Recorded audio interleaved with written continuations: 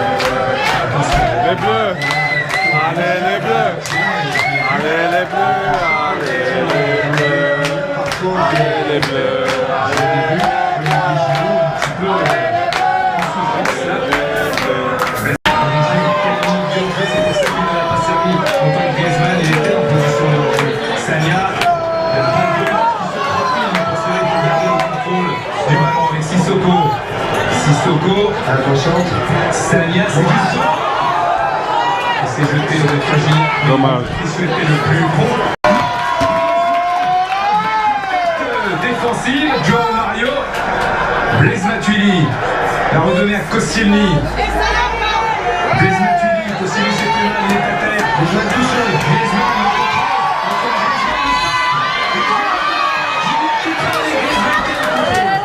Autorisation, le centre.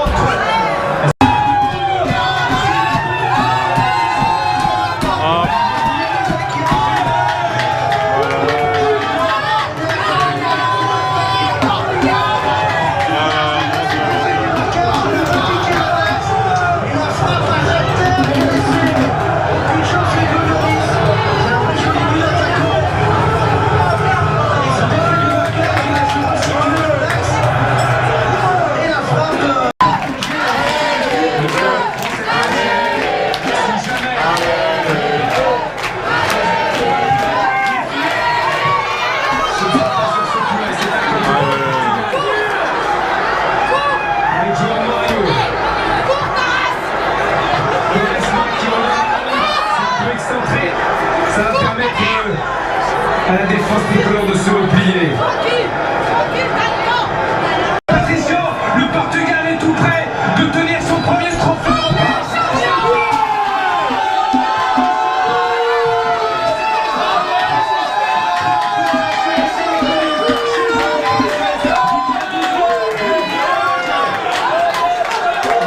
Ils ont gagné.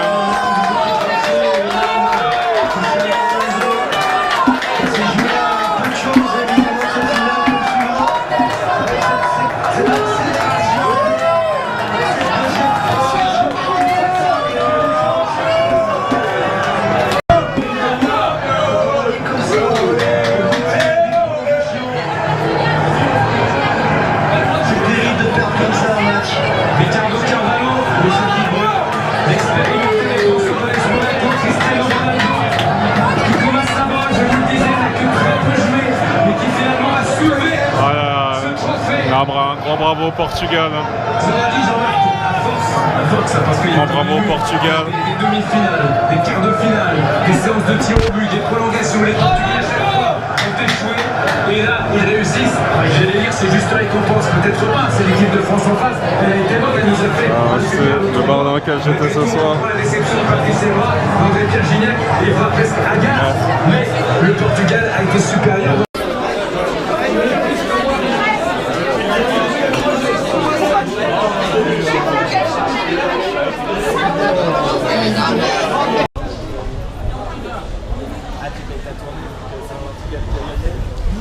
Nickel. Moi ça me va. J'accepte. Moi aussi.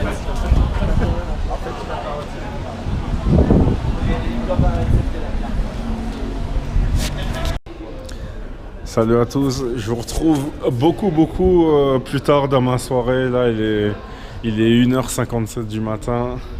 Je suis toujours à Paris, à Belleville. Donc pour expliquer un petit peu, j'ai pas trop eu le temps d'un petit peu vlogger parce que je voulais un petit peu garder l'intimité de certaines discussions que j'avais eues. Bien sûr on a eu beaucoup de déceptions après la défaite des Bleus, mais donc du coup c'était un peu plus compliqué de vlogger que par rapport à un scénario ou une soirée qui aurait pu se transformer en victoire. En tout cas, faut vraiment tirer un gros coup de chapeau au Portugais. En tout cas, là, je suis en train de rentrer tranquillement. J'ai eu le temps de féliciter beaucoup de Portugais. Et puis, maintenant, voilà, pour moi, c'est le moment de rentrer à la maison. Puis, je continue un petit peu à vous montrer un petit peu mon trajet, mon parcours. Puis je pense que je ferai peut-être une petite conclusion pas loin de chez moi.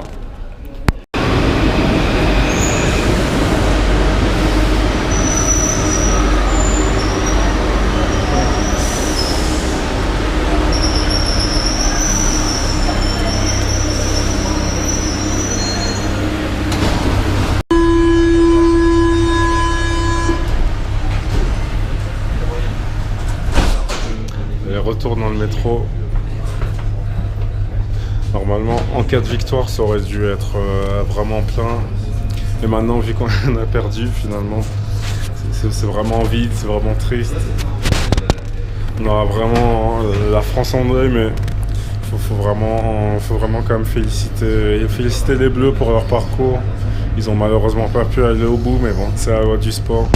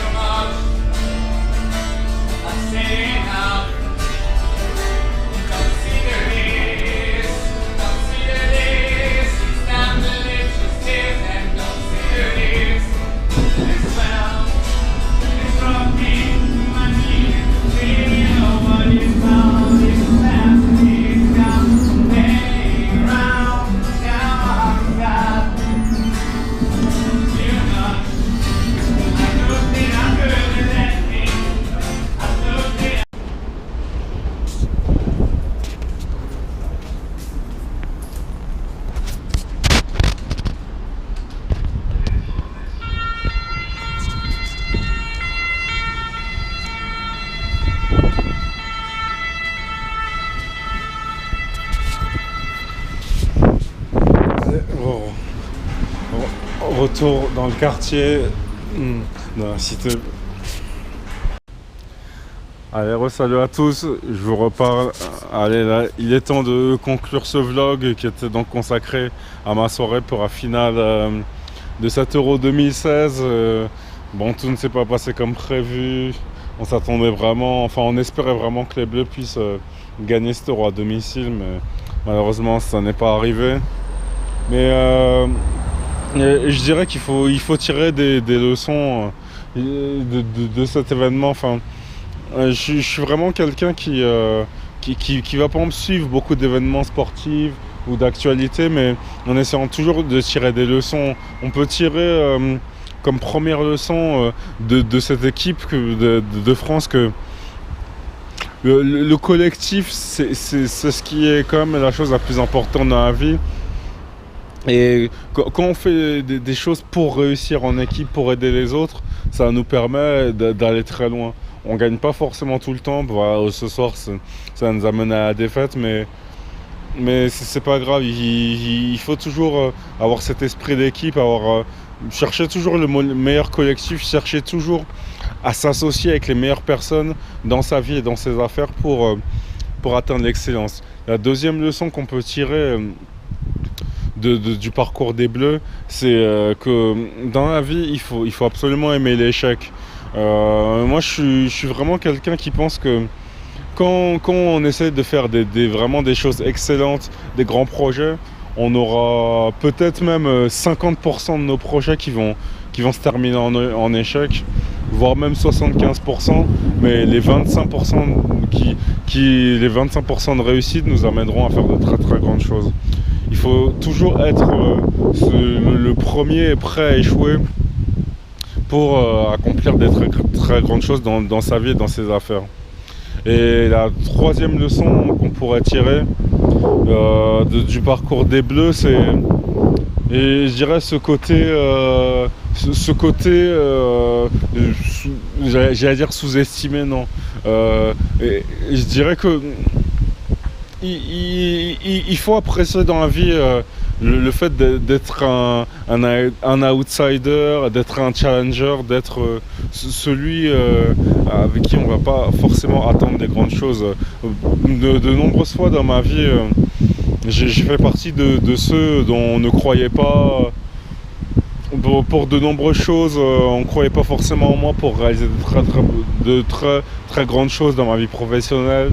On ne croyait pas forcément en moi pour avoir une chaîne YouTube et pour parler en public. On ne croyait pas forcément en moi pour être speaker, pour être présentateur d'événements. On ne croyait pas forcément en moi pour mener ma vie et mes affaires. Mais je dirais que voilà, rien ne m'a été donné et tout a été mérité dans ma vie. Voilà, je dirais que c'est ces trois clés: le collectif, à aimer l'échec, mais surtout en aimant l'échec, apprendre de ses échecs et se servir de ses échecs pour revenir toujours plus fort. Et la troisième chose, aimer les challenges et aimer être sous-estimé. Ce sont vraiment trois clés très intéressantes pour mener sa vie et ses affaires au niveau au-dessus. Je vous dis à bientôt. Développez le champion qui est en vous, soyez les meilleurs, soyez des leaders actifs, excellents, inspirants pour aider les autres. Et je vous dis à très bientôt pour une nouvelle vidéo. Et n'hésitez pas à vous abonner, n'hésitez pas à laisser des commentaires. On est ensemble pour la réussite, on est ensemble pour développer tous nos rêves, pour accomplir tous nos projets. Et je crois en vous pour développer le champion qui est en vous et pour accomplir tous vos projets. Donc je vous dis à très bientôt pour de nouveaux projets. À bientôt.